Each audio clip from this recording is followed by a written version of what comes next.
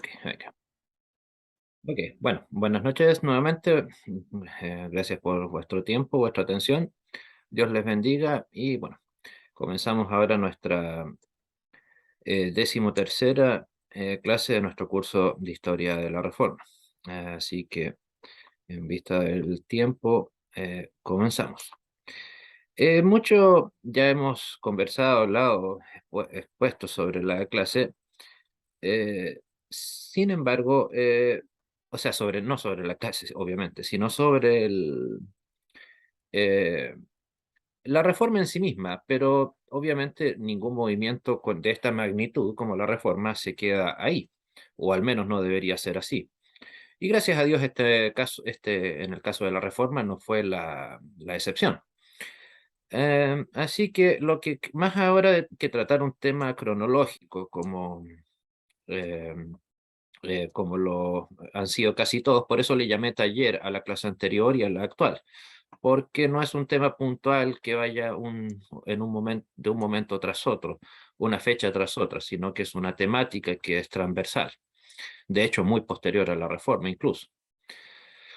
Bueno, las consecuencias de la reforma.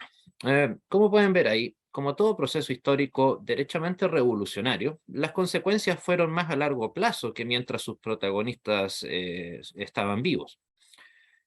Por cierto, podrá parecer extraño que utilice la palabra revolución, pero en el sentido riguroso del término revolución sí es correcto hablar de que la reforma en su totalidad, o las reformas, fueron derechamente una verdadera revolución. No en un sentido, digamos, obviamente militar que no lo fue, ni tampoco metafórico, sino en el sentido más puro del concepto del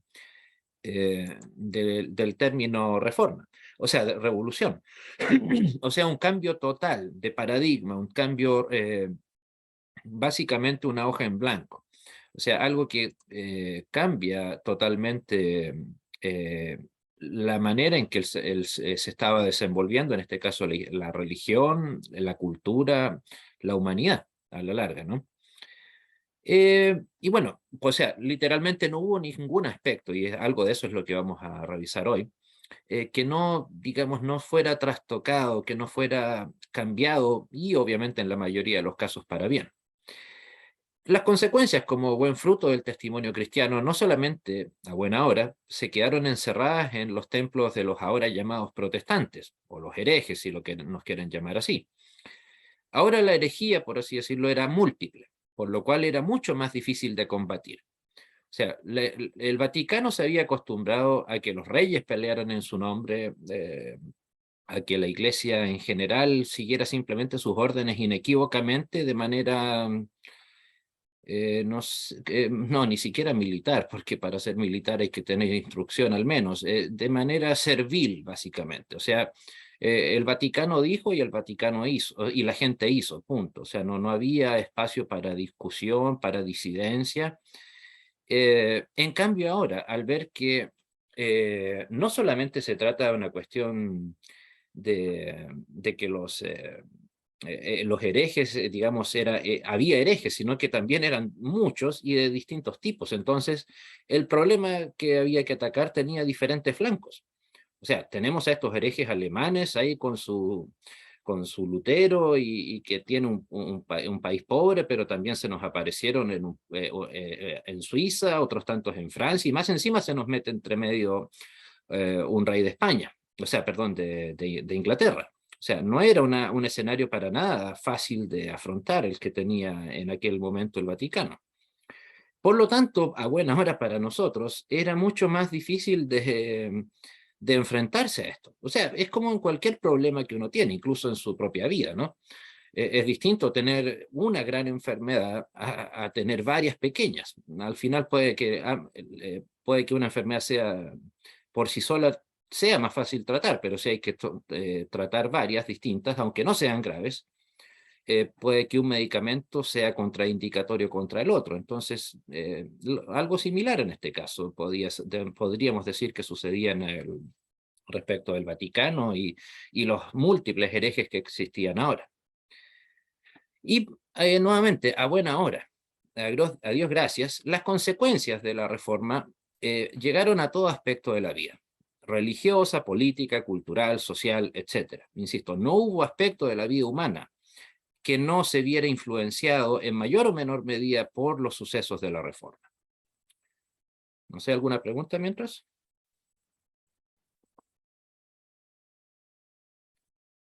Ok. Bueno, las consecuencias religiosas. Alguien pensará, ¿y qué tiene de extraordinario que una reforma religiosa tenga consecuencias religiosas? Pues bueno, recuerden que estamos hablando nuevamente del siglo XVI, donde no había, digamos, esa premura de tener la religión bien encausada, o el cristianismo al alero del verdadero Cristo bíblico, sino que cualquiera de estas consecuencias que podía tener en el área religiosa iba a terminar siendo novedosa. Y es por eso que el cristianismo dejó de tener como fuente de autoridad a una persona, sino una base objetiva, la Biblia. Insisto, nuevamente, para nosotros puede parecer una obviedad, algo natural, algo esperable, pero evidentemente en el siglo XVI, incluso posteriormente, tampoco lo era. O sea, no era un asunto de discusión si es que Romanos nos hablaba de la justificación por fe, por gracia. No, eso no era, digamos, un tema que importara. ¿Por qué? Porque nadie lo conocía. Entonces, ¿por qué? Porque no existía esa, como lo acabo de decir, esa base objetiva de conocimiento y de extracción de enseñanza, la Biblia. Y podríamos resumirlo en esa frase: la Reforma le devolvió la Biblia al cristianismo. O sea, no, ese libro que había sido, eh, literalmente, sí, escondido, no hay ninguna otra palabra que pudiéramos utilizar que encaje mejor que esa. El, el, el, el cristianismo o el catolicismo escondió la Biblia, la sacó de las iglesias, la sacó y finalmente la sacó de la gente misma. Y por lo tanto, ahora podríamos decir que solo si se hubiese logrado ese objetivo, devolver la Biblia al cristianismo, supongamos que no hubiera pasado nada más, nada, pues eso por sí solo ya habría sido un gigantesco legado. Supongamos que no hubiera habido iglesia luterana, iglesia calvinista, ninguna de las expresiones de las diversas fuentes protestantes, no hubiera habido los grandes textos teológicos que conocemos como fruto de la Reforma, solamente si se hubiera eh, mantenido, o sea, devuelto la Biblia a los fieles. Eso ya de por sí tiene un peso específico inigualable, evidentemente. ¿Por qué? Porque otra reforma religiosa podía venir un Lutero, pero del siglo XVII, del XVIII, del XXI, o sea, personajes de ese estilo, o igualmente Calvino, los demás reformadores, pueden ir y venir en cualquier momento. En cambio, es distinto la palabra de Dios. Eso, digamos, ya estamos, como se dice, hablando de palabras mayores. Entonces, insisto, esa especie de axioma, tal vez, la Reforma le devolvió la Biblia al cristianismo y a la larga al mundo occidental entero. A tal nivel, esa frase del filósofo ateo Saint-Simon, ese es el apellido, lo consideraba a Lutero, esas son palabras literales de él, que las tomé de un libro del autor, del gran filósofo lituano-alemán Isaiah Berlin. Lutero fue un archivillano, pues ató la religión a un libro, la Biblia. Analícenlo de la siguiente manera. Evidentemente, para esta persona, para Saint-Simon, ese hecho, comillas, atar la Biblia a un libro, era malísimo. Pero para nosotros, ¿tiene algo de malo eso? ¿Es un motivo de ofensa? ¿Tendríamos que considerarlo como algo denostativo hacia nuestra fe?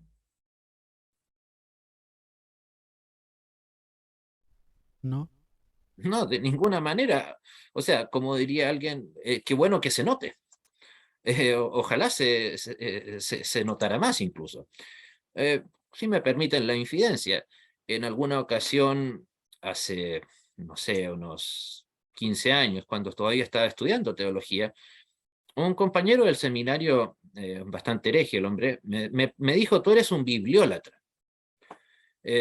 por creer básicamente lo mismo que ustedes y yo, o sea, la infalibilidad de la escritura, aceptar la palabra de Dios eh, sin cuestionamientos, etcétera. O sea, cosas que, insisto, para ustedes y para mí son naturales. Pero yo pensaba después, bueno, ¿y por qué tendría que sentirme ofendido o mal? Porque alguien me considera un bibliólatra. Porque claro, esta gente suele decir siempre, eh, es que yo creo en Cristo. Claro, yo también. Pero nuevamente, ¿cuál es como lo hemos conversado en otras ocasiones, cuál es el Cristo que ustedes, yo y los herejes también conocen? ¿De dónde se obtiene ese Cristo del cual ellos dicen hablar?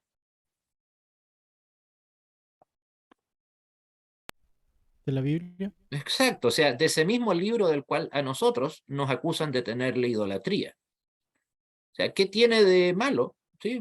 En palabras bastante simples, ¿qué tiene de malo tener reverencia, suma reverencia a la palabra de donde obtenemos el conocimiento de Cristo? O sea, insisto, para gente como ellos, es claro, es nefasto.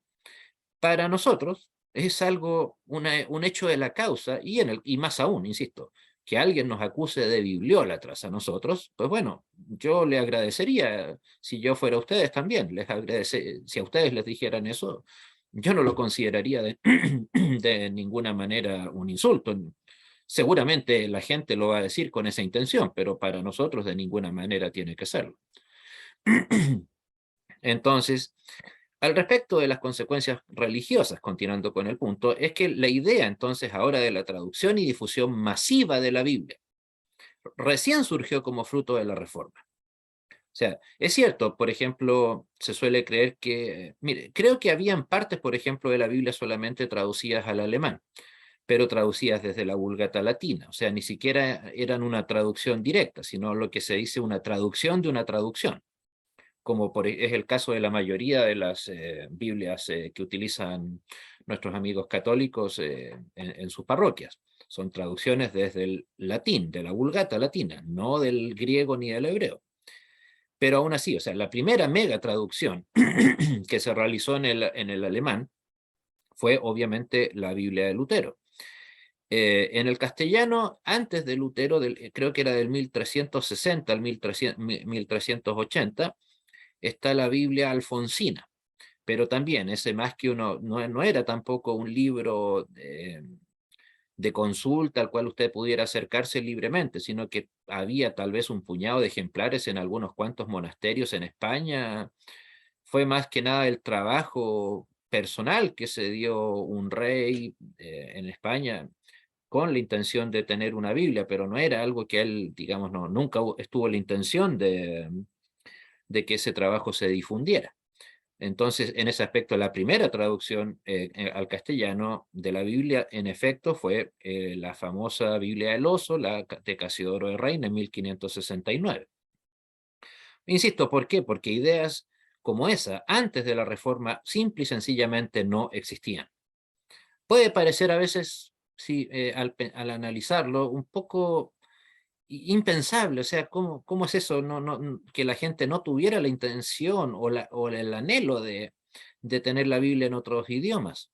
Pues pénsenlo, ni siquiera en la época bíblica los judíos tenían alguna intención o o le veían alguna premura al que su palabra, o sea, la palabra de Dios llegara a otros pueblos, menos iba a suceder obviamente en una época en donde derechamente la Biblia estaba proscrita.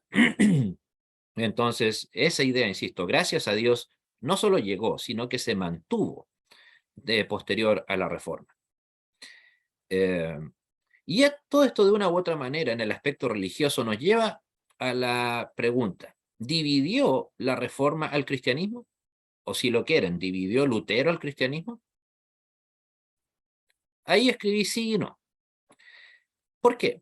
En un sentido riguroso, claro, surgieron nuevas confesiones, nuevas iglesias cristianas, pero no, ¿por qué? Porque obviamente no podían seguir al alero del Vaticano. O sea, sería iluso creer que podía haber una reforma desde adentro, que era tal vez el intento que había en Lutero previo a su excomunión. Él, claro, obviamente, ingenuamente creía que podía hacer la reforma desde dentro de la iglesia, no una vez expulsado, cosa que, insisto, obviamente, haber hecho el más mínimo intento de reforma en el Vaticano habría sido básicamente una implosión. O sea, en muchos grandes, piénsenlo, cuando el Imperio Romano trató de ponerse un poco más dócil en el siglo V, ¿qué fue lo que terminó pasando el 471? Cuando aceptó el cristianismo, etcétera, ¿qué terminó pasando con el Imperio Romano?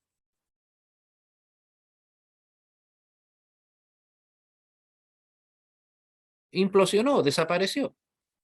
Lo mismo, por ejemplo, ya en un ejemplo un poco más moderno, la famosa Unión Soviética, un imperio que parecía iba a durar cientos de años, finalmente, gracias a Dios, solamente duró 72, pero perdón, sí, 74.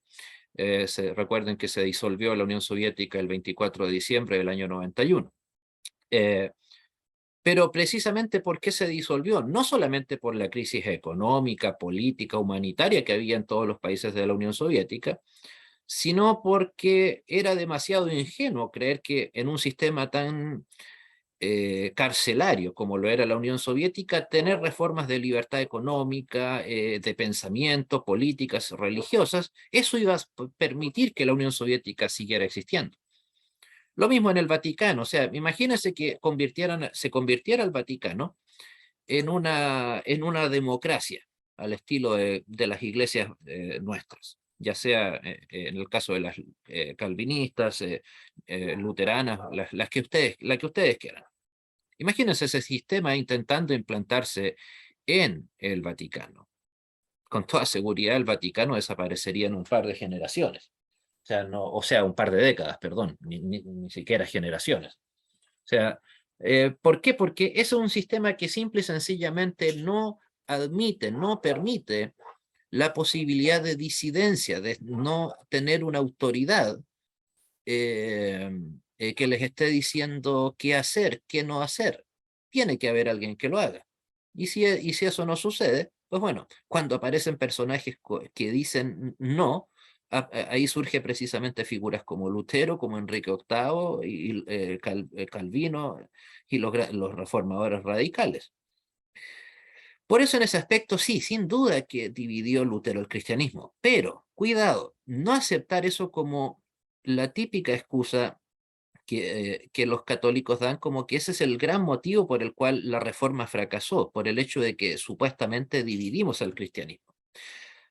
¿Por qué ahora digo supuestamente? ¿O no? Por el hecho de que el cristianismo que recibió el Vaticano, o perdón, que el cristianismo que recibió Lutero y los reformadores, era un cristianismo dividido. O sea, el año 1054, o sea, menos de 500 años antes de Lutero, se había producido el cisma de Oriente, cuando se creó la iglesia, ¿recuerdan? ¿Cuál iglesia? La iglesia ortodoxa, que literalmente se llevó a la mitad de los católicos de aquella época.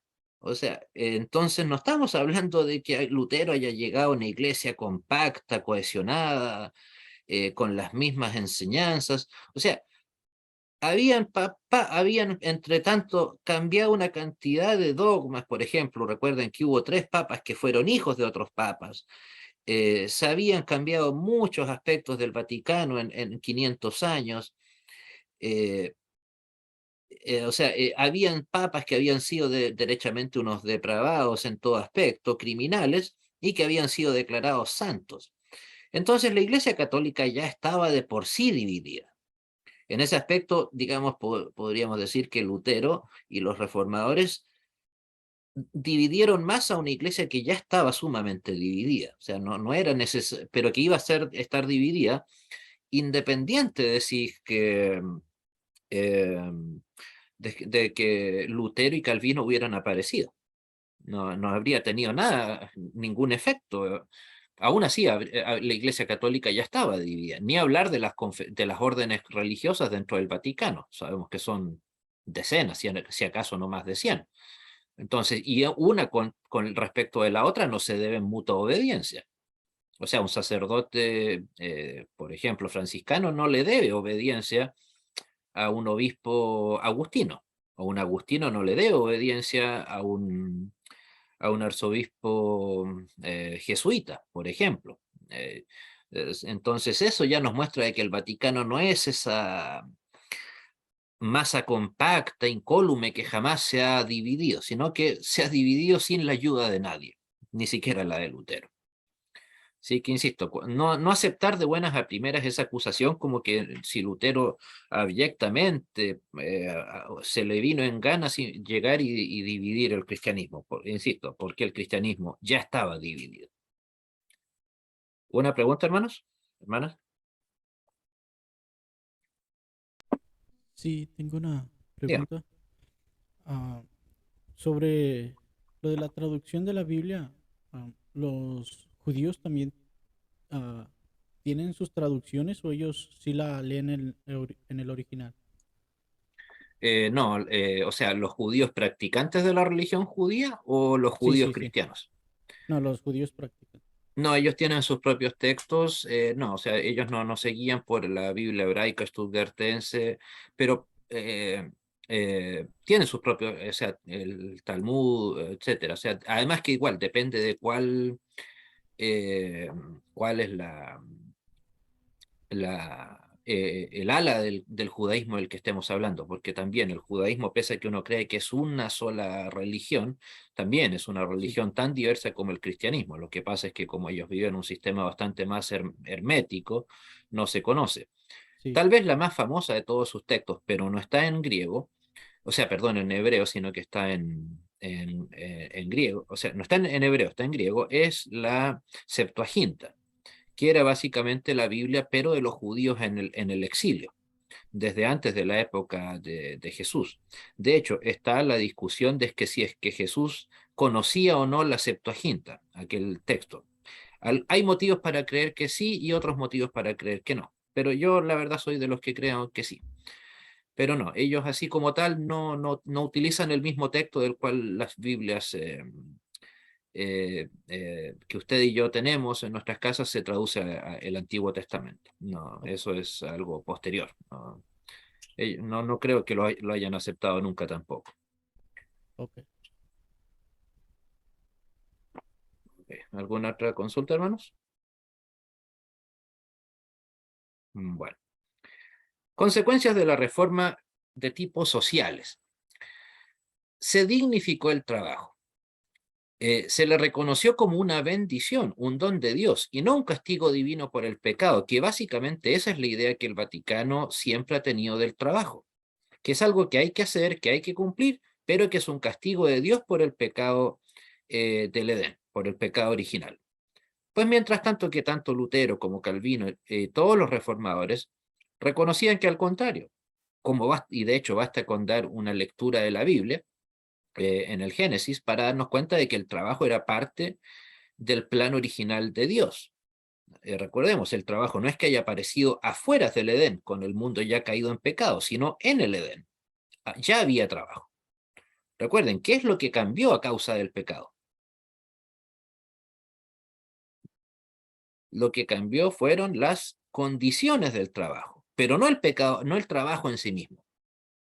Simplemente ahora el trabajo iba a ser arduo, iba a cansar, iba a ser un asunto un tanto problemático, pero, eh, pero no desmoralizante. Y en algún sentido, si usted cree que el trabajo es un castigo de Dios, sin duda que le va a resultar el trabajo le va a resultar como algo desmoralizante.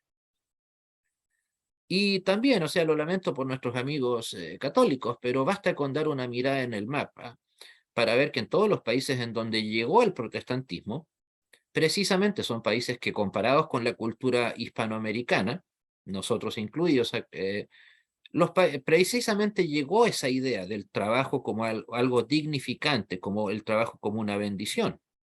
Y el trabajo, por lo tanto, no, y por lo tanto, eso lo traspasaron a sus culturas, a sus vidas, y dieron lugar, insisto, a todos los países desarrollados, sin excepción alguna.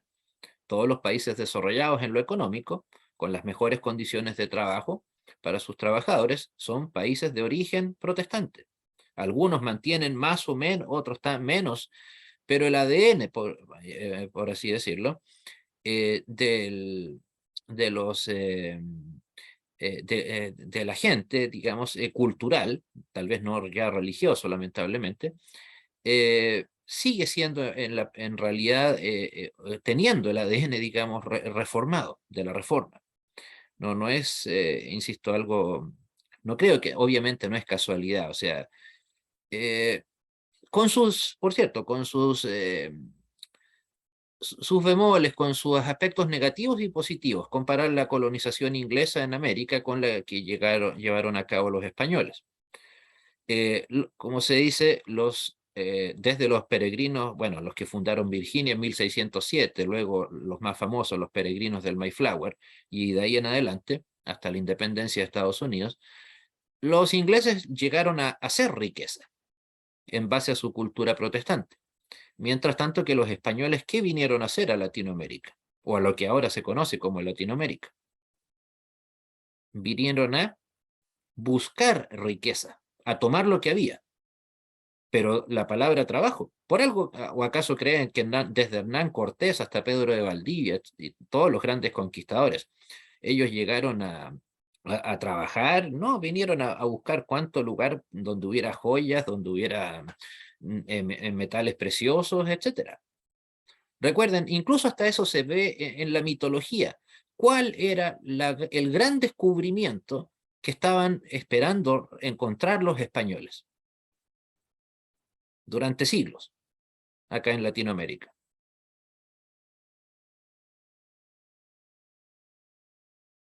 Una ciudad, ¿recuerdan?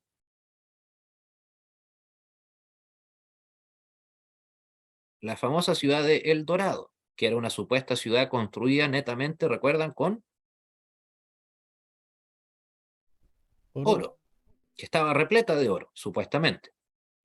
Díganme, ¿creen ustedes que si, por qué estuvieron casi 300 años buscando esta ciudad, los españoles?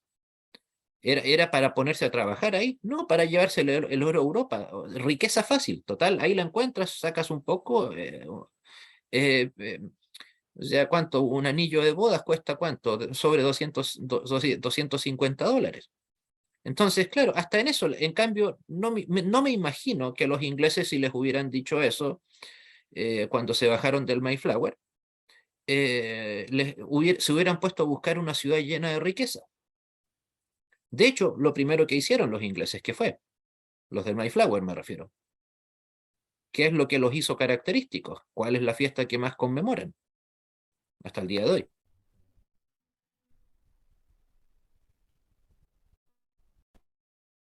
El día de, creo que es el cuarto Acción domingo, de gracias. el Día de Acción de Gracias, que es, se conmemora cuando precisamente hicieron un culto de acción de gracias los peregrinos. ¿Fruto de qué? Precisamente de su trabajo, de que habían finalmente logrado su primera cosecha y ya estaban dejando de correr riesgo de morir de hambre, como les estaba pasando en un principio. O sea, ellos básicamente se bajaron del barco y de hecho en un principio se estaban muriendo de hambre. Varias decenas de los que bajaron del Mayflower en menos de 3 meses ya habían muerto, hasta que tuvieron la astucia de contactarse con los indígenas, entre esos la famosa Pocahontas. Bueno, de ahí salió el personaje de la película animada, y ellos le enseñaron, porque claro, ellos llegaron con semillas, con cosas para plantar, traídas desde Inglaterra, desde Holanda, no para los suelos que habían en lo que ahora es Massachusetts. Y tuvieron la astucia de contactarse con los indígenas de esa zona y aprender en qué partes plantar, en qué métodos utilizar. ¿Por qué? Porque las plantaciones que ellos llevaban tenían el problema de que todas eran, o sea, plantaban, mejor dicho, arena, no, ¿cómo se dice? En tierra arenisca, o sea, tierra mezclada con arena. Entonces, obviamente, rápidamente lo que ellos plantaban moría. Pero sin embargo, como les decía, esta astucia les permitió no volverse multimillonarios, como si se, en cambio, claro, fueron millonarios precisamente los grandes conquistadores, que casi todos, sin excepción, eran en Latinoamérica o Hispanoamérica, eran eh, militares, que insisto, venían a saquear, a buscar toda la riqueza que encontraban, no a trabajar. Bueno, en segundo punto, el trabajo intelectual también comenzó a ser importante como nunca antes. O sea, el trabajo intelectual antes era visto y aceptado solamente para el mundo del clero.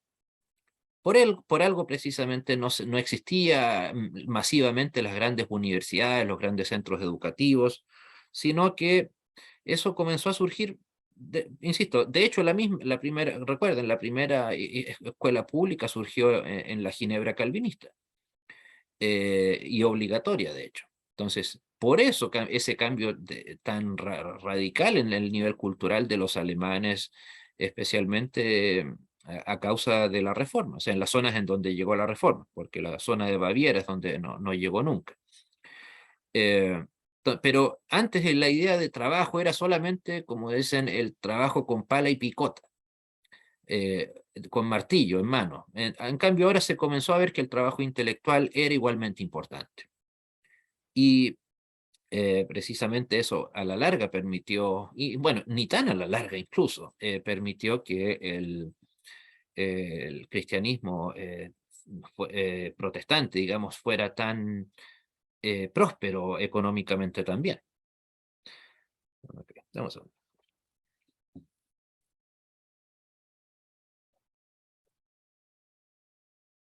Ok.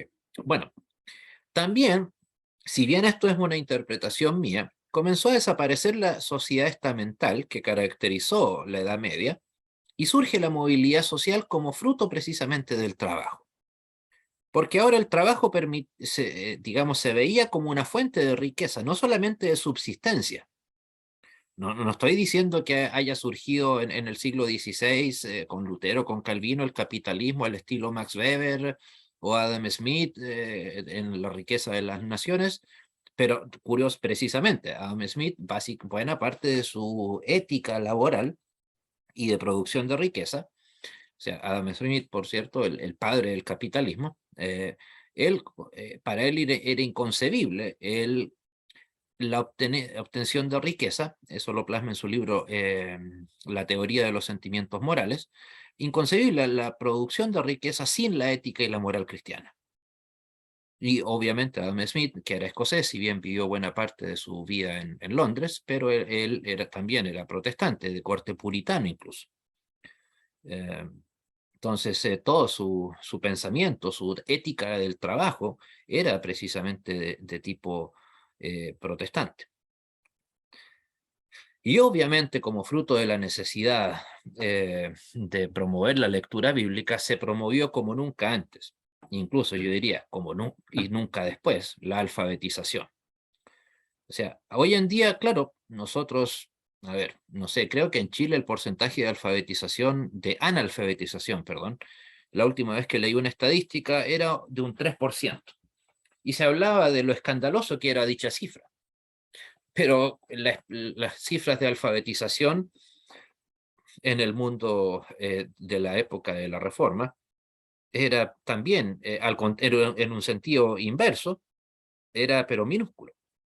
No había, digamos, ¿por qué? Porque a nadie en realidad le importaba o nadie sentía la necesidad de tener conocimiento, de acumular conocimiento, ya sea escrito, libros, etcétera.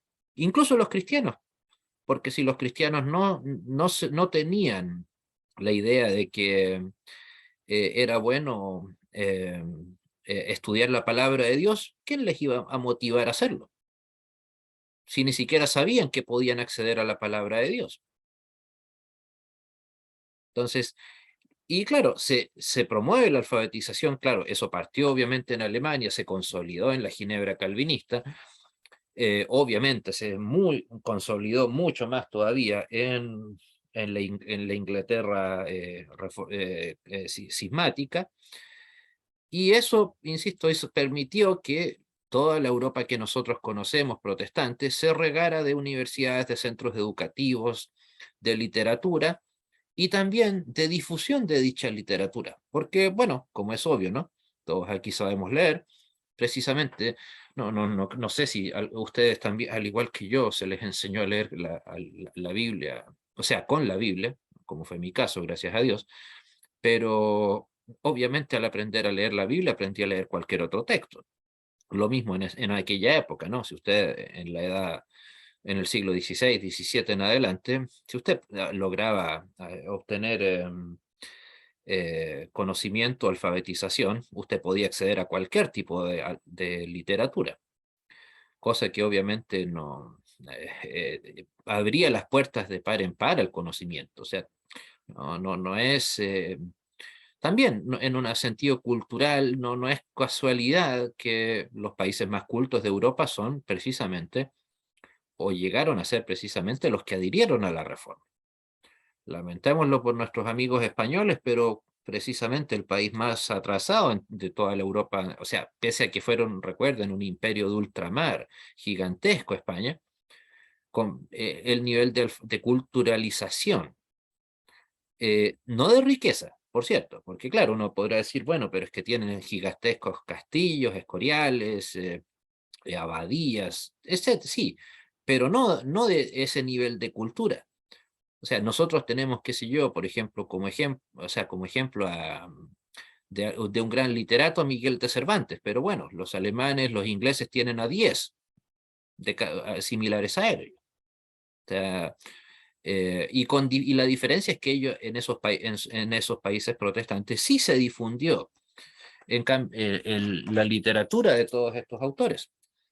En cambio, digamos, el siglo XVI, que precisamente como se le llama normalmente es el siglo de oro de la literatura española, eh, no es que la corona española o los sacerdotes se hayan volcado en ayuda a Cervantes. Su vida fue bastante escueta, o sea, no escueta, ajustada. No es que él haya así tenido al estilo de Shakespeare, que era financiado por mucha gente, en el caso de Inglaterra me refiero.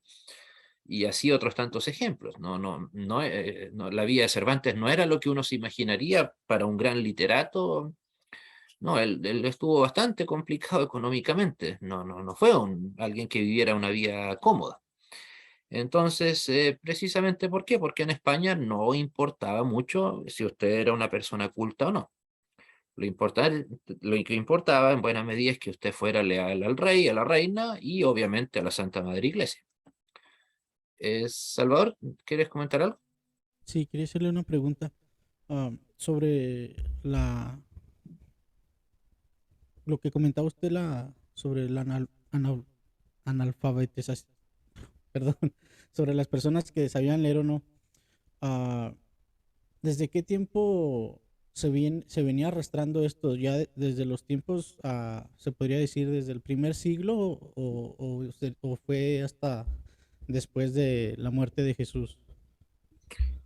No, yo creo que incluso antes, o sea, el Imperio Romano en ese aspecto ha sido muy idilizado, como que siempre se presenta el Imperio Romano como que hubiera sido una gran pérdida el hecho de que desapareciera. Pero desde un punto de vista cultural, académico, educacional, analícelo así. ¿Se les viene a la mente un solo centro educativo importante relacionado con el Imperio Romano? ¿O cuántos de los grandes próceres del Imperio Romano algo tuvieron que ver con la educación, con el conocimiento? No. ¿Cuál es de hecho, no, claro. Por ejemplo, uno de los tantos monumentos famosos de la Roma imperial, que está ahí en Roma, el Arco de Tito. ¿Y quién era Tito?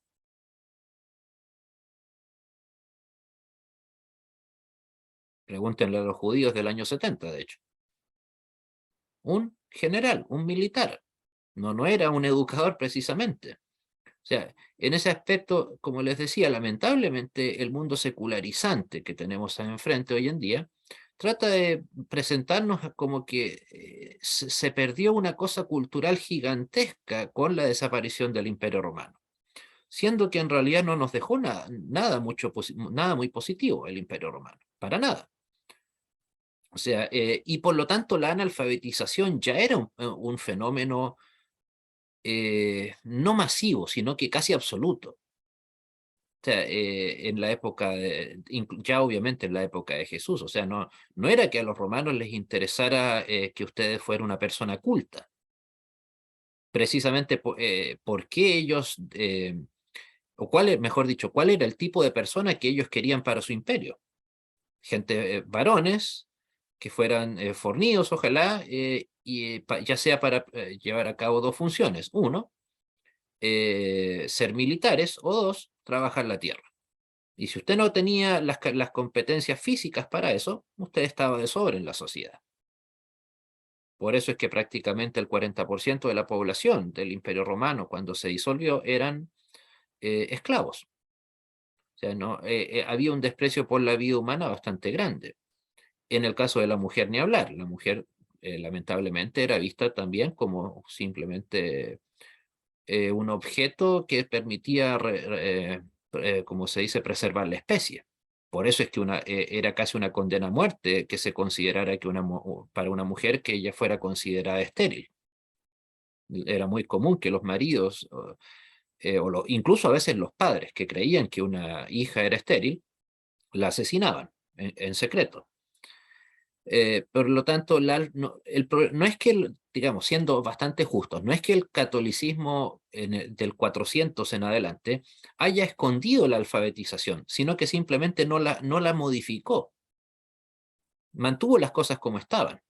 Y claro, como bien sabemos, mantuvo la alfabetización escondida solamente a los sacerdotes o a los autodidactas, como fue el caso de Lutero.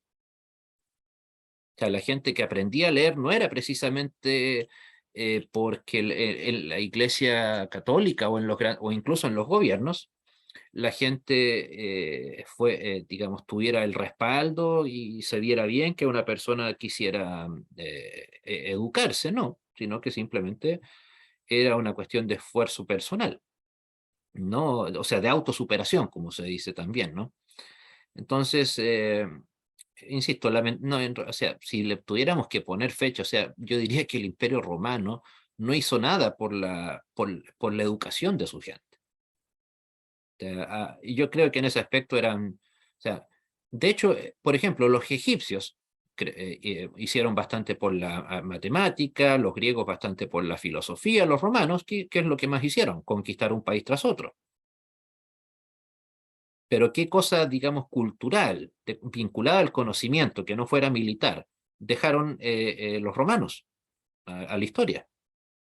No se me viene nada, o sea,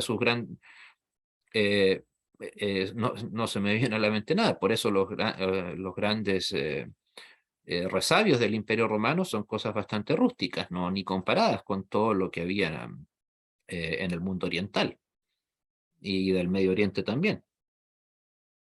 Entonces, simplemente La, digamos que ellos recibieron una mochila, como se dice, ya bastante cargada, pero que lamentablemente el Vaticano no le interesó modificar.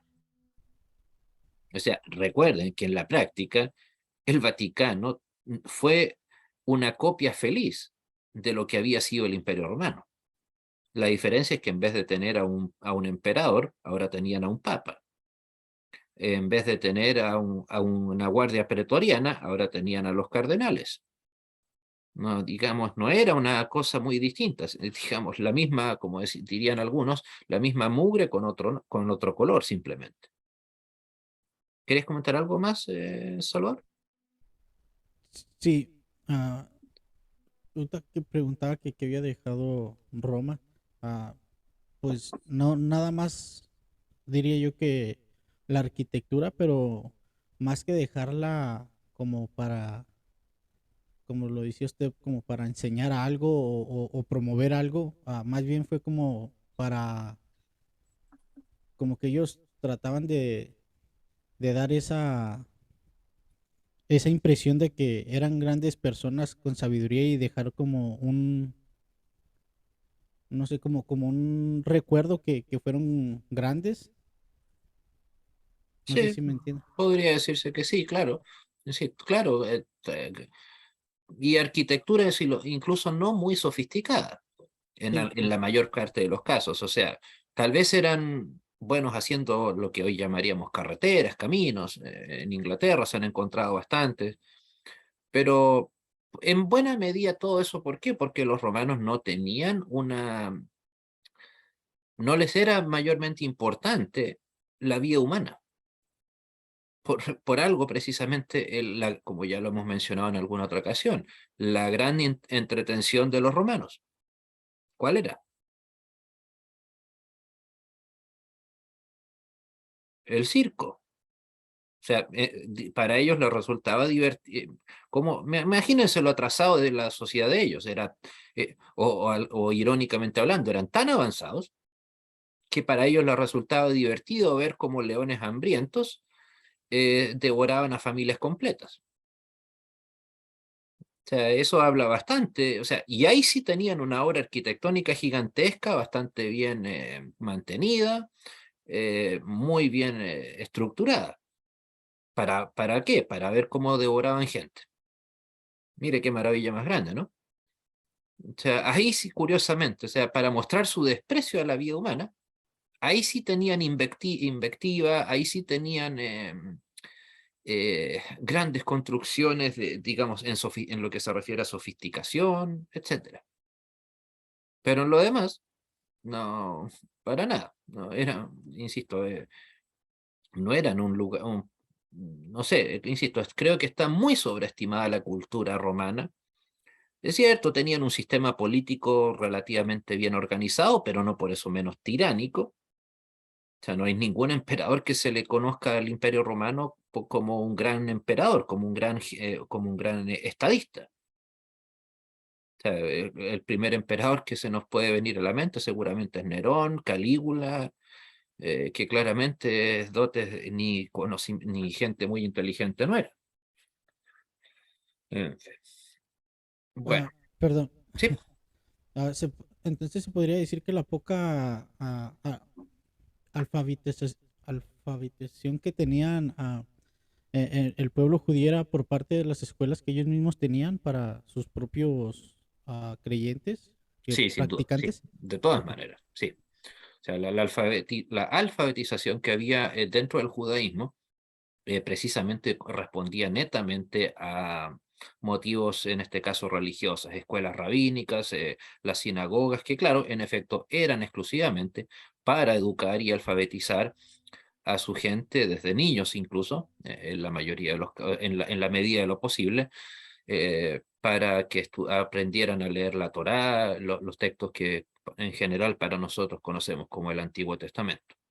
En ese sentido, el judaísmo fue bastante, yo diría que a pesar es que claro, lo que pasa es que el judaísmo fue una cultura muy pequeña, obviamente, ahí metida entre medio de todo el Imperio Romano, era imposible que tuvieran mayor prominencia, pero en efecto, digamos, cualitativamente, ellos hicieron un aporte bastante más grande eh, a la alfabetización y a la culturización de su gente de la que los romanos hicieron con la suya.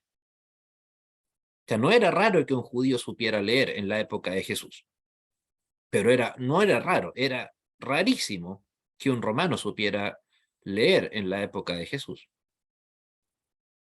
Bueno, dentro de las consecuencias políticas, que también las hay, o sea, a veces le podemos tener un poco de asco, algunas personas lo dicen así, digamos, al tema político, pero guste o no, están unidos una a la otra en este caso, y es que, por ejemplo, cualquier posibilidad de una Alemania unida desapareció, lo cual solo se logró el 18 de enero de 1871, cuando se creó el Segundo Reich, encabezado por el Kaiser Guillermo I, y con la directa colaboración del famoso canciller Otto von Bismarck. Imagínense, o sea, porque ya Alemania, recuerden, precisamente la dieta, en donde se presentó Lutero en Worms, su famosa frase, mi conciencia está cautiva de Dios. La dieta era una especie de asamblea en donde los representantes de los diversos estados que eran semi-independientes, pero eran de cultura alemana, se reunían para ver asuntos comunes. O sea, estamos hablando del 1520 en la época de Lutero. Y precisamente ¿por qué? Porque todos eran estados, eran más de 300 en la época de Lutero, y siguieron siendo varios cientos también, no es que hayan disminuido. ¿Por qué? Porque buena parte quisieron mantenerse con el luteranismo, con los seguidores de Lutero. Obviamente otros tantos se hicieron católicos, otros fueron invadidos. Entonces la idea de una Alemania unida, o sea, de un país llamado Alemania, unido políticamente, como les digo, no sucedió hasta el 18 de enero de 1871. O sea, pasaron más de, a ver, 500, o sea, 350 años prácticamente para que la Alemania de Lutero se convirtiera en un solo país. También la doctrina del sacerdocio universal de los creyentes abrió las puertas a la democracia representativa, o sea, la sana democracia que ustedes y yo eventualmente podemos conocer, que tuvo obviamente su máxima expresión, no en la Revolución Francesa.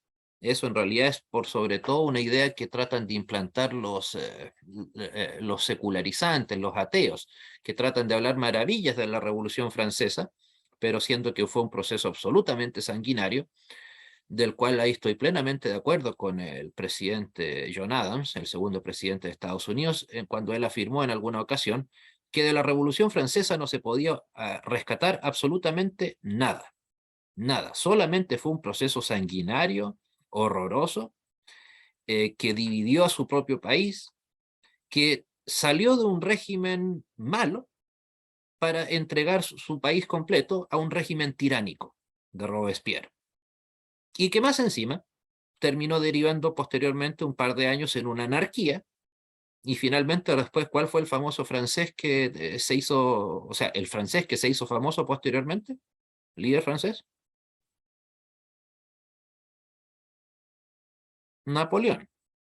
O sea, salieron de la monarquía absolutista, pero monarquía después de todo, para ir a la tiranía de los revolucionarios franceses, para luego caer en una anarquía y finalmente volver, ni siquiera una monarquía, sino una tiranía imperial conquistadora al estilo de la que conoció Napoleón, o sea, que gestó Napoleón.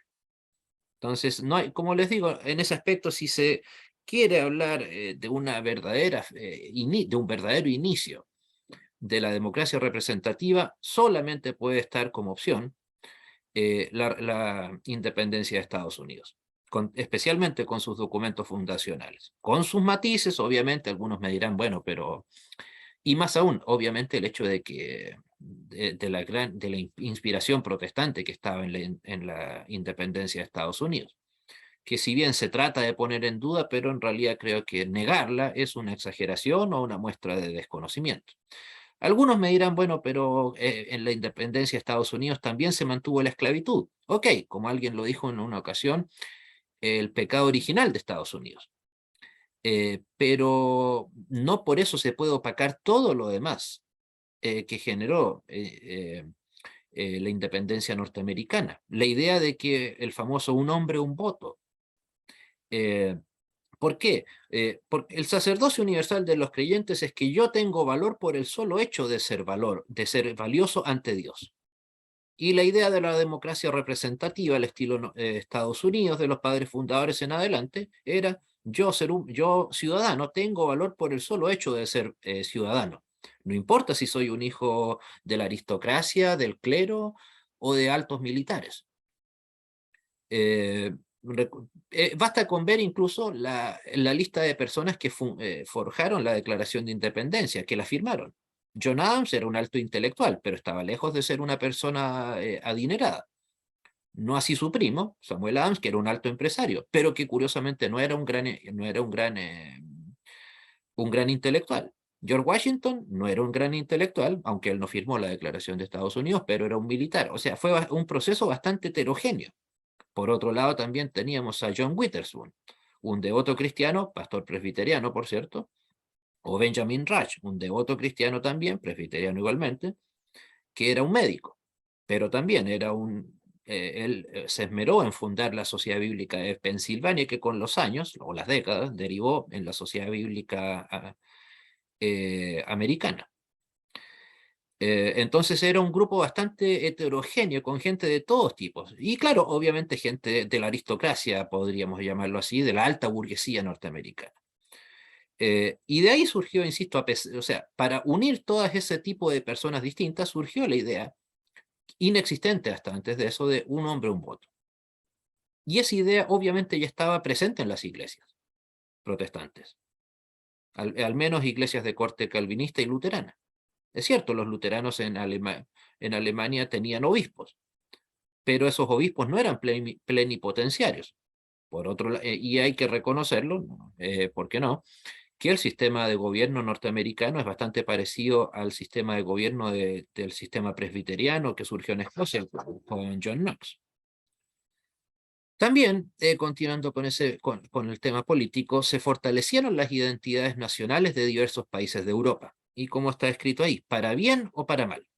Obviamente, claro, comenzó a surgir el patriotismo alemán, el inglés, obviamente, pero claro, los ingleses, que si bien han sido un país bastante autónomo siempre, pero fortalecieron más aún su identidad nacional, su patriotismo, ¿cuándo?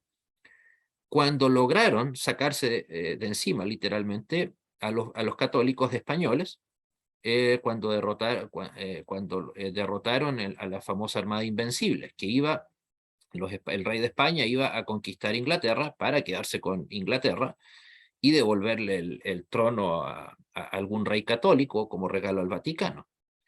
Eh, pero ahí obviamente surgió ya Inglaterra como un imperio de ultramar, con ese patriotismo que durante siglos ha caracterizado a los ingleses. El caso alemán ni hablar, precisamente. O sea, hasta el día de hoy se considera incluso a Lutero como el segundo personaje más importante de la historia alemana. Tengo por ahí el recorte en la revista alemana Der Spiegel. Una encuesta, es cierto, desde el 2002, pero la situación no creo que haya cambiado mucho. Pero de los personajes, o sea, y Lutero era el segundo personaje más considerado el segundo personaje más importante de la historia alemana. Después solamente de Konrad Adenauer. Pero él es un político moderno, o sea, es obviamente que en la memoria estaba mucho más fresca la persona de Adenauer. En otras palabras, podríamos decir que de toda la historia antigua alemana, el personaje más importante de la historia alemana fue, sin lugar a dudas, Martín Lutero. Nadie más. Imposible que alguien más.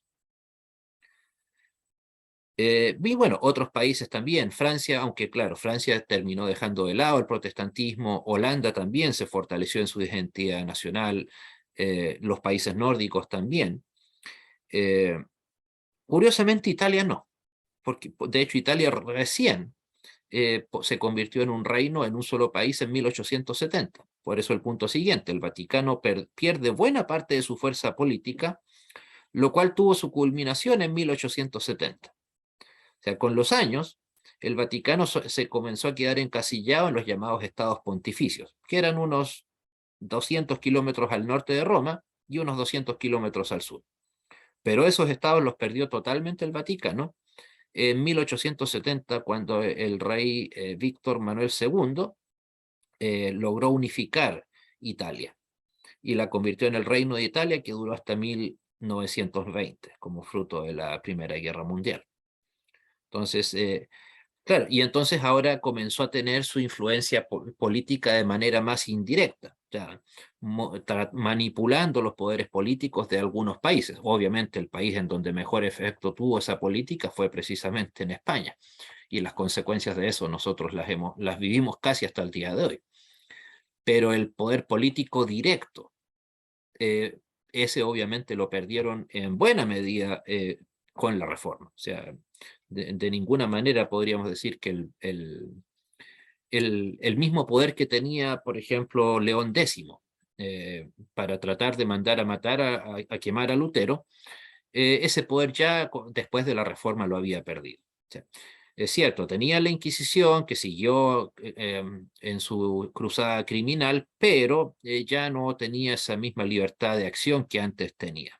porque no tenía tan fuerte el poder para hacerlo. O sea, ahora necesitaban el visado del poder político de turno, que lo conseguían en muchos casos, pero la diferencia es que ya ahora tenían a Inglaterra, a Francia, a Suiza, a Alemania, todos los países del norte de Europa, Dinamarca, Holanda, todos se les habían, y buena parte de Hungría también, los habían perdido. Entonces ya era, incluso desde un punto de vista geográfico, el poder político que tenía el Vaticano se redujo a la mitad. Imagínense, o sea, tamaña pérdida de recursos, incluso económicos, que tuvo ahí, en las cuales que tuvo que soportar el Vaticano, a buena hora, por cierto. Bueno, también nunca antes ni nunca después un movimiento rupturista como este tuvo tanta difusión en cantidad y dispersión geográfica. O sea, es cierto, han habido movimientos, como se dice, rupturistas, de quiebre, antes y después de la Reforma, pero que hayan tenido esa difusión en tan poco tiempo y con tan pocos medios, eso creo que es prácticamente inédito. O sea, por algo, piensen, Lutero fue excomulgado en 1517, perdón, 1521, el 20. Y literalmente 100 años después, o sea, algo que para en la historia del estudio, el estudio de la historia de la Iglesia es poquísimo, 100 años después, como lo comentaba hace unos minutos atrás, los anglicanos, o sea, perdón, los peregrinos del Mayflower estaban fundando lo que hoy conocemos como Estados Unidos. O sea, atravesando un océano gigante completo. O sea, dispersión geográfica.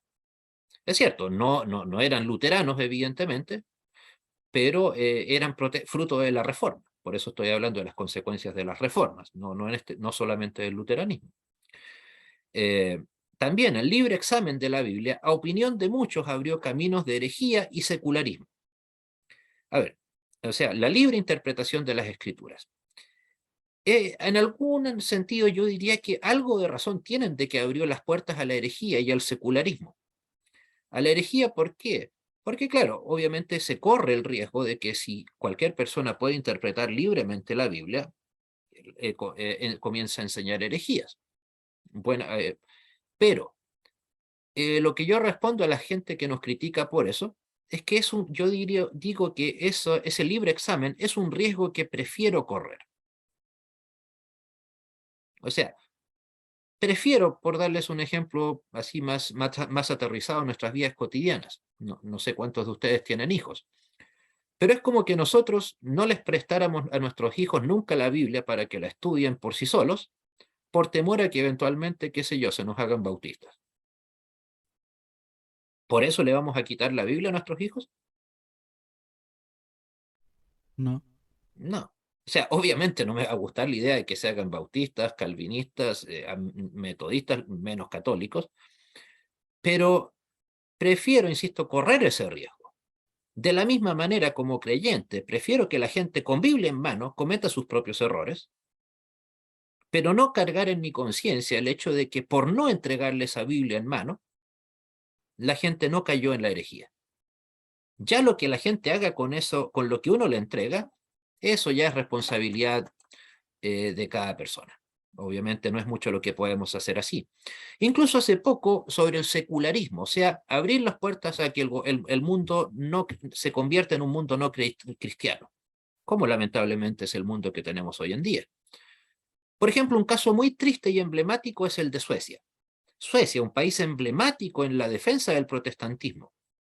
Más o menos precisamente en la época del Mayflower surgió la guerra de los 30 años, 1618-1648, en toda Alemania y algunas partes cercanas en Europa, cercanas a Alemania, entre los católicos y protestantes, o reinos católicos y protestantes de Alemania. Y de no ser por la ayuda de la corona sueca, probablemente los protestantes y especialmente los luteranos habríamos terminado convertidos en humo. Y gracias al rey Gustavo Adolfo, él envió tropas y incluso él murió en combate, Gustavo Adolfo de Suecia. Y resulta que lamentablemente hoy en día ese país tan emblemático del luteranismo es un país en donde o sea, perdón, que incluso recién en 1995 se separó la Iglesia del Estado. O sea, de los últimos países protestantes en hacer eso. Eh, pero lamentablemente ellos hoy en día son casi uno de los países más secularizados del mundo. Y pasaron de tener un 95% de luteranos en 1995, creo que ahora van en el 75%. Y de ese 75%, cuando mucho, el 15% se congrega en una iglesia luterana con relativa regularidad. Pero insisto, me dirán es que la gente hizo lo que quiso. Pues bueno, creo que, insisto, es preferible correr correr ese peligro a tener sujeta a la gente en nuestras iglesias. Incluso eso, hasta eso se puede ver por qué fue mejor que la gente, porque Europa precisamente es un país cada vez más secularizado, mientras que Estados Unidos es un país lleno de religión. En Estados Unidos, ¿alguna vez alguien se vio obligado a ser de una religión? No. En Europa, incluso la Europa protestante, sí. Entonces, el chip de la libertad de elección quedó. En Europa, lamentablemente, no lo vieron así. Y por eso es que, insisto, con todos los matices que tiene el mundo norteamericano, no por eso deja de ser un país eminentemente religioso. Pero en cambio en Europa, precisamente, el hecho de tener tan unido férreamente a la Iglesia con el Estado, no al nivel, por cierto, de España quemando a todo disidente, no. Eso no sucedió en Suecia, en Noruega, en buena parte de Alemania, ni hablar en los países, o sea, calvinistas también. No, eso no sucedió, o sea, es cierto, hubo seguramente, o sea, no seguramente, de todas maneras sucedieron muchos casos de gente obligada, pero no era la norma, era lo extraño. Mientras tanto que en España la norma precisamente era católico o te vas a lo que era. Católico o te vas al exilio, si no, Casiodoro de Reina, Cipriano de Valera, y así la lista puede continuar. Entonces, insisto, preferible dar libertad y correr el riesgo de la herejía y del secularismo, antes que no dar esa libertad para evitar la herejía y el secularismo. Porque tengan por seguro que con o sin que la herejía y el secularismo van a llegar igual, si es que tiene que llegar. Pero la diferencia es que no quede sobre el peso de nuestras conciencias el no haber mantenido la Biblia abierta. Insisto, el ejemplo que les acabo de dar respecto de la educación y la formación de nuestros hijos, creo que es bastante elocuente. Bueno, de igual manera el cristianismo se convirtió en la primera religión o fe que se expandió de manera misionera. O sea, el mundo musulmán, el mundo árabe, budista, etcétera, siempre se difundieron, hasta el día de hoy, no por gente que anhelaba que la gente, que su fe fuera difundida en otras partes, sino simplemente era gente que se iba de un lado para otro y llevaba su estilo de vida. Y en el caso del mundo musulmán, lo hacían de manera militar. De hecho, lo hacen hasta el día de hoy. Pero en cambio el cristianismo, insisto, no se puede decir que existe un misionero musulmán, un misionero budista, o que han existido, sino ese es un concepto netamente cristiano. Llevar mi fe en algún lugar del mundo en donde no está. Y eso, gracias a Dios, sucedió como fruto de la reforma, no antes. Y ni hablar los más grandes literatos, Schiller, Goethe, Shakespeare, bueno, unos más devotos, otros no tanto, los más grandes filósofos, Kant, Herder, Hegel, insisto, con sus matices, unos podrán gustar más que otros o no, eh, músicos, ahí ni hablar. Prácticamente Johann Sebastian Bach, podríamos decir que el luterano o sea, prácticamente predicaba con su música. Mendelssohn Bartholdy también, Händel, ni hablar, etcétera. O sea, ya sea luteranos, calvinistas, anglicanos, en todas las áreas los más prolíficos fueron herederos de la tradición de la Reforma. Y políticos, ¿por qué no? También, pues, insisto, los conceptos de libertad, o sea, ya precisamente la persona que le salvó la vida a Lutero, ¿quién fue? Un político, Federico el Sabio. Pero políticos, insisto, adherentes a la libertad, como este rey sueco que les acabo de mencionar. Él, insisto, dio su vida, literalmente, para que los luteranos alemanes fueran libres. Cosa que, gracias a Dios, insisto, finalmente se logró en la paz de Westfalia en 1648. Insisto, incluso el concepto que se fue consolidando en Europa, de una u otra manera ese concepto de libertad, directa o indirectamente, eran personas que siguieron los principios de la libertad que surgieron en la Reforma. Bueno, ¿alguna pregunta antes de casi finalizar? Sí, tengo dos preguntas. Dígame. Ah, la primera es sobre la dispersión que tocaba ahorita el tema de las iglesias o diferentes doctrinas. Ah, el problema que hubo entre los católicos y ortodoxos ya se venía surgiendo desde la época de Martín Lutero, ya había ese quiebre entre ellos. Sí, sí, claro, mucho antes. Insisto, eso fue el Ok, año 1054. ok. Entonces, se podría decir que lo que hizo Lutero sería como, sirvió para reafirmar entre ortodoxos y como lo comentaba en las clases pasadas sobre Inglaterra, Lutero nomás ayudó a que ellos entendieran que los problemas que tenía el Vaticano, la Iglesia Católica, ellos no los querían como ver tan graves como lo estaban viendo los demás. Entonces, Lutero ayudó a reafirmar esto que ellos estaban viendo. O sea, no, digamos, no creo que se haya logrado que el Vaticano lo entendiera. No, No, no, lamentablemente sí, para no. ellos no lo entendieron nunca hasta el día de hoy. Lo que sí logró en ese aspecto fue que lo vieron, se dieron cuenta de que ese problema existía. Sí. Oh, Y, sí, yo me refería a que entendieron tanto como ortodoxos como Inglaterra que el Vaticano nunca iba a hacer algo por esos problemas.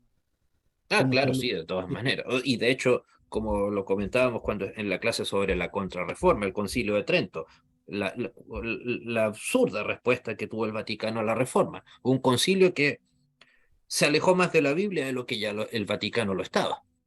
Entonces, sabiendo ahí, in situ, que ya el descalabro que había quedado como fruto de que finalmente gente se había acercado, había corrido el cerco, como se dice, hacia la Biblia, y ellos prefirieron contumazmente mantenerse en su abyección, en su lejanía con la palabra, y prefirieron empeorar su propia situación antes que reconocer el error y enmendarlo.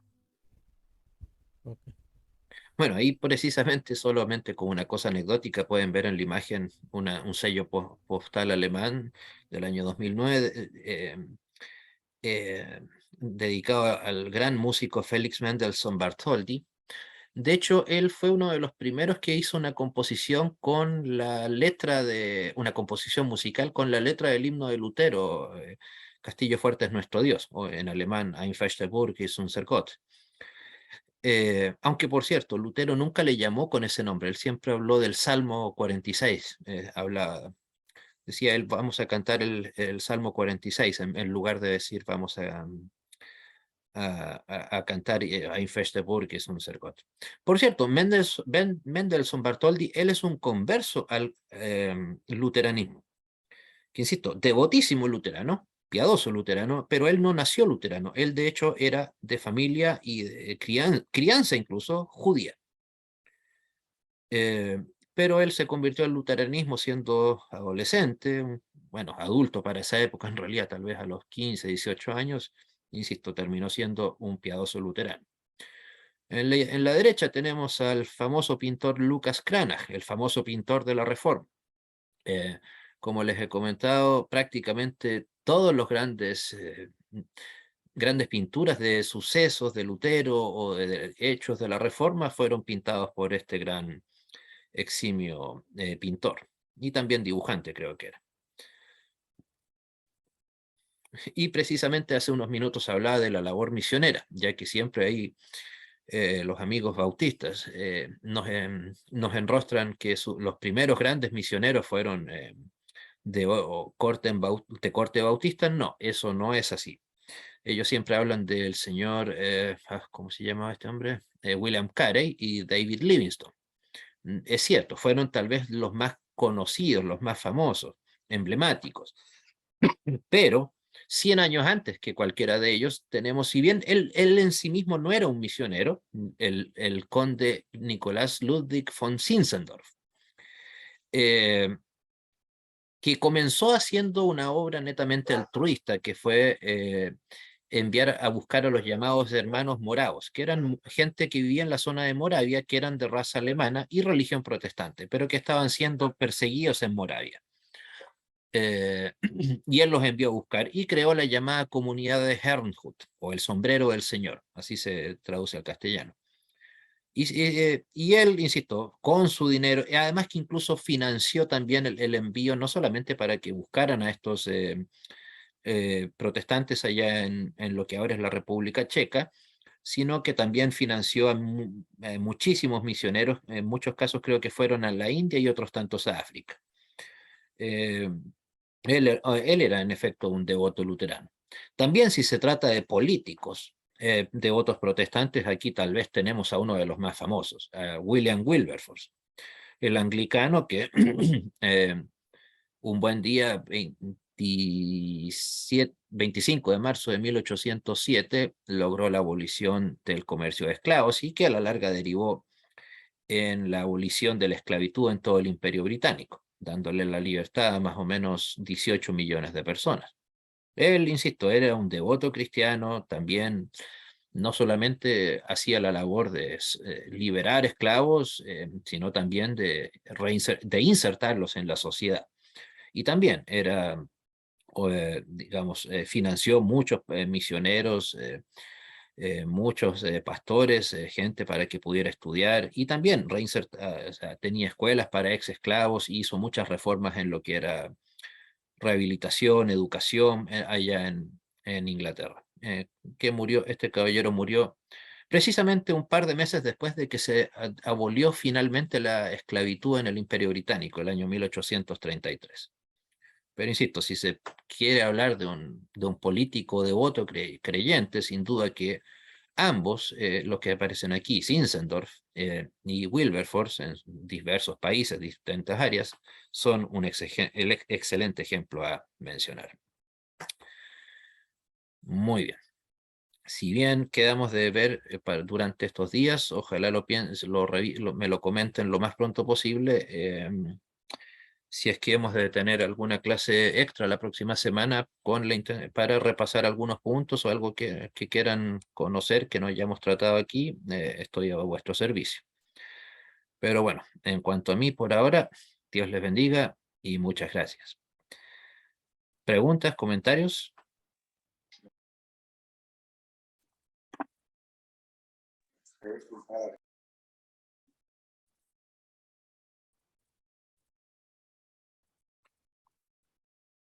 Bueno.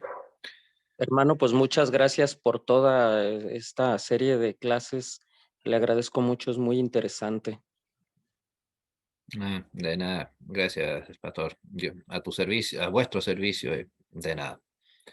Gracias por tus palabras. Bueno, si no ¿hay alguien más? ¿Sí? Sí, muchas gracias por todas las clases y gracias por el tiempo que ha dedicado en enseñarnos un poco. Bueno, mucho diría. Bueno, espero les haya sido de servicio, bueno, mi trabajo, que como saben siempre está a disposición vuestra. Solo necesitan pedírmelo a su servicio. Bueno, siendo así, Pastor Daniel, por favor, si nos puede despedir en oración. Sí, claro que sí. Bueno, oramos. Padre de inmensa bondad, te doy muchas gracias en esta noche por este momento tan importante que hemos tenido a la distancia, pero cercanos por este medio. Te agradezco por esta bendición. Gracias por la información. Te doy gracias también por la vida de nuestro hermano. Te ruego que le des fortaleza, que lo sigas guiando por mucho tiempo más en este su ministerio. Está también con nosotros y concédenos la oportunidad de en otro momento seguir también unidos por este medio y con este motivo. Te lo ruego por Cristo mi Señor. Amén.